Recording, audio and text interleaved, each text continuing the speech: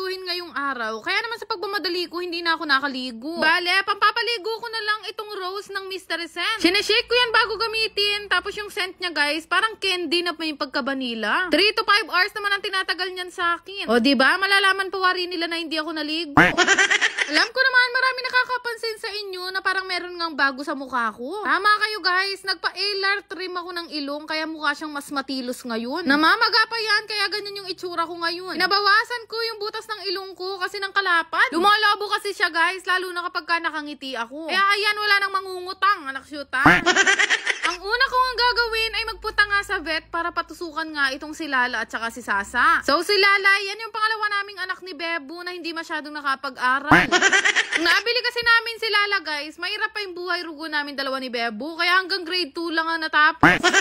Dito ko lang naman sila ipapabaksin kay Doc Girly. Dito nga lang yan sa may Pulilan, Bulacan. Sa mga hindi nakakaalam, 3 yung alaga naming aso. Si Lala, si Lily, si Nene, at saka 2 pusa, si Chacha at saka si Sasa. Hindi kasi sila pwedeng magmintis ng vaccine. Lalo na ngayon, medyo naging strict kami sa kanila. Gawa nga na nagkasakit nga si Luca. Kahit gaano talaga ka-busy, ang pinababalik ko na lang minsan si Kabangnas, wag lang mamintisan ng vaccine itong mga alaga namin. Bilis lang naman kami nagpatusok, tas after nun, bumalik na nga kami sa bahay para ihatid yung 2 naming alaga. Kasi sa pagpunta ko nga sa clinic, nakaschedule din ako na mag-grocery ngayong araw. Ano ka? Lagu-lagu lang talaga ako, pero wala na nga pa nga. Pagkatid ko nga sa 2 kong anak, nagbiyahe ulit kami, papunta naman dito ng Robinson, Pulilan. Diba? Alapan ligo-ligo yan, ang karami ko nang nagawa. Isang buwan guys, 2 beses kami nag-grocery, gawa nga ng medyo marami na kami ngayon sa bahay. Malayo din kasi ang bilihan o mga tindahan sa bahay namin, kaya kung mag-grocery ako, dinadagdagan ko na din. At pag nakaschedule ako ng grocery na ganyan, nakalista na lahat kung ano yung mga kulang o kung ano pa yung mga kailangan namin bilhin. Ang kasarap nag-grocery talaga pagka hindi ko kasama si Bebo. Pagkasama ko kasi yun, lagi sinasabi, pwede na yan, tara na. Basta pag ako namili na ng kasama siya, ay Diyos ko, palagi siya nagmamadalas. Salayang kwenta yung ngalti. Kaya pupunta din ako ng Robinson. Antimano, dumidiretso ako sa mga fresh option na kagaya nito. Suki na nga ang tawag sa akin nila kuya dahil halos linggo-linggo bumibili ko sa kanila ng mga karne. Para na nga kami magtropa nitong si kuya. Kilala niya na ako. Pwede ko na nga siya isama sa reunion ng pamilya namin.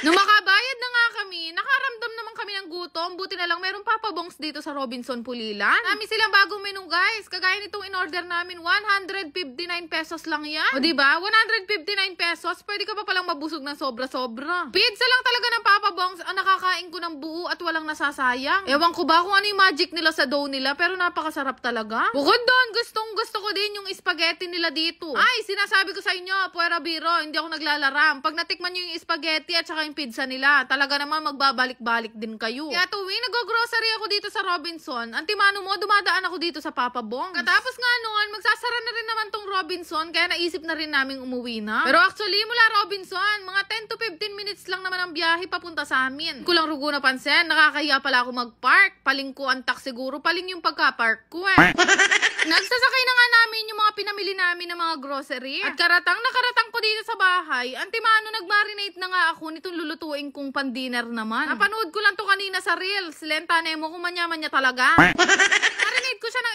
1 oras, tapos nagisa na ako ng bawang, sibuyas at sili. Pero alam nyo kung ano yung magpapasarap talaga niyan? Yung birit ko, anak syuta. Para siya lutong bistek na adobo. After 1 hour, pinrito ko lang siya, tapos inugse ko din dito yung pinagmarinatean ko na sauce. Kaya rin noon, naglagay lang ako ng 1 boteng Sprite. Tinugtugan ko lang siya guys. Ano kasing tugtog? After noon, nakaamoy na nga ako ng kaasiman sa katawan, kaya naman naligo na ako. Ako na nga ito paborito kong sabon ng Beauty White Soap. Pakalakas makaputi nito. Sa 1 pack meron ka ng 5 sabon. 10 times whitening soap na nga yan. Kaya ilang araw lang, makikita mo na agad ang resulta. Yung mga taong nakakakita sa akin sa personal na sinasabi nga, maputi ka pala sa personal. O ayan yung sabon ko, anak syuta. Fast forward na, hindi ko na kibabalitaan doon sa niluto ko. Basta nakaligo na ako at maya-maya matutulog na rin ako. Anak syuta.